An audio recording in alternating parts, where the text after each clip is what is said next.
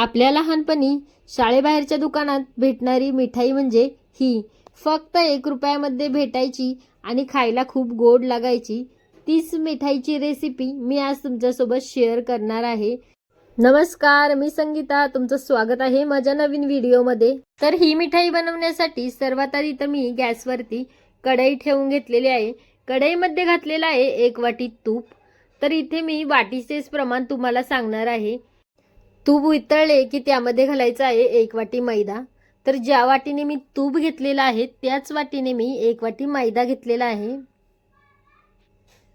हा मैदा तुपामध्ये घालून चांगला लालसर होईपर्यंत भाजून घ्यायचा आहे. मैदा भाजताना गॅस मंद आचेवरतीच ठेवायचा आहे. 5 ते 7 मिनिटांमध्ये मैदा छान भाजून तयार होतो. तर तुम्ही इथे पाहू शकता मैद्याचा कलर चेंज झालेला आहे.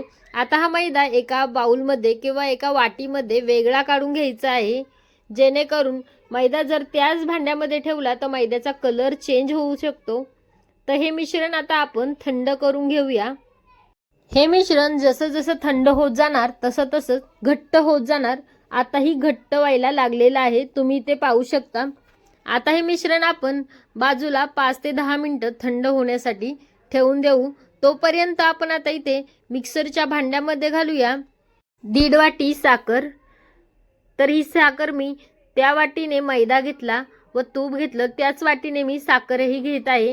हे प्रमाण एकदम परफेक्ट आहे. याचप्रमाणे तुम्ही केलं ना एकदम मिठाई परफेक्ट बनते, अजिबातही कुठेही चुकणार नाही. या साखरेमध्ये मी इथे 2 वेलची सोलून घालत आहे. तुमच्याकडे जर वेलची पावडर असेल तर तुम्ही वेलची पावडर नंतर मिठाईमध्ये घातली तरी चालेल. तर इथे तुम्हाला काही बारीक वगैरे साखरेची गरज नाही. मोठी साखर असेल तरी एकदा मिक्सरमध्ये फिरवून घ्या, एकदम छान बारीक होते. तर इथे मी साखर एकदा मिक्सरमध्ये फिरवून घेतलेली आहे. तर तुम्ही इथे पाहू शकता साखर किती छान बारीक झालेली आहे. आता ही साखर आपण बाजूला ठेवू आणि आपण जे मिश्रण थंड होण्यासाठी ठेवलं होतं ते थंड झालंय की नाही तेही पाहून घेऊया. तर तुम्ही इथे पाहू शकता मिश्रण खूप छान थंड झालेलं आहे आणि त्याचसोबत चांगलं घट्टही झालेलं आहे. आता या मिश्रणात आपण वाटून घेतलेली साखर घालूया. तर साखर ही थोडी थोडी करून घालायची आहे. तर इथे मी ज्याप्रमाणे साखर घालत आहे त्याचप्रमाणे तुम्ही साखर घाला. आधी अर्धी त्यानंतर अर्धी, जेणेकरून आपल्याला मिक्स करण्यातही सोपं जातं आणि या मिश्रणामध्ये एकही गुठळी तयार होणार नाही. तर तुम्ही इथे पाहू शकता अर्धी साखर मी घातलेली आहे आणि सर्व मिश्रण छान मिक्स करून घेत आहे. त्यानंतर परत राहिलेली अर्धी साखर मी इथे थोडी थोडी करून घालणार आहे आणि सर्व मिश्रण छान मिक्स करून घेत आहे. आता तुम्ही इथे पाहू शकता मिश्रण व्यवस्थित मिक्स करून मी घेतलेलं आहे.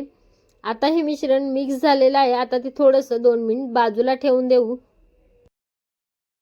आणि मिश्रण सेट करण्यासाठी तुम्ही केकचा टीन, केकचा डब्बा असेल तो घेऊ शकता. मी इथे मिठाईचा डब्बा घेतलेला आहे, माझ्याकडे केक टीन नव्हता म्हणून. आणि त्या पेपरवरती तूप 1 चम्मच किंवा अर्धा चम्मच तूप लावून घ्यायचं आहे. त्यानंतर जे आपण मिश्रण बनवलं आहे ते सर्व मिश्रण डब्यामध्ये काढून घेऊया आणि सर्व मिश्रण कालथ्याच्या किंवा चमच्याच्या साहाय्याने डब्यामध्ये व्यवस्थित पांगवून सेट करून घेऊया. तर हा डब्बा आपण फ्रीजमध्ये साधारण अर्धा तास सेट होण्यासाठी ठेवू किंवा मग जर तुम्ही बाहेर जरी ठेवला तर 2 ते 2.5 तास लागतात. पण मिठाई छान सेट होते बाहेर जरी ठेवला तरी. तर आता मी इथे हा डब्बा फ्रीजमध्ये सेट होण्यासाठी ठेवणार आहे. मिठाई सेट होण्यासाठी ठेवून अर्धा तास झालेला आहे आणि तुम्ही इथे पाहू शकता अजिबातही बोटाला मिठाई चिटकत नाही. म्हणजे आपली मिठाई परफेक्ट तयार झालेली आहे, परफेक्ट सेट झालेली आहे. तर आता आपण ही मिठाई काढूनही बघू किती छान मिठाई दिसते ती.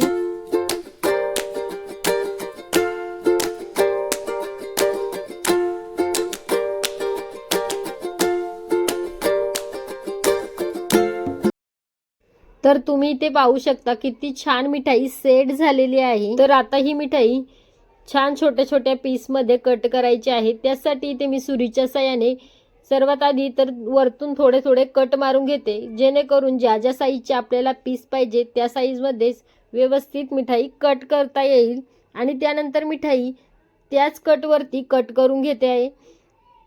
तर तुम्ही इथे पाहू शकता किती छान मिठाईचे पीस निघतात ते आणि किती छान मिठाई तयार होते. तोंडात टाकताच क्षणी विरघळते, एवढी छान मिठाई तयार होते. तर इथे मी सर्व पीस कट करून घेतलेले आहे. तुम्हाला ही मिठाई थोडी जरी आवडली असेल तर व्हिडिओला लाईक, शेअर आणि माझ्या चॅनेलला सबस्क्राईब देखील तुम्ही नक्की करा.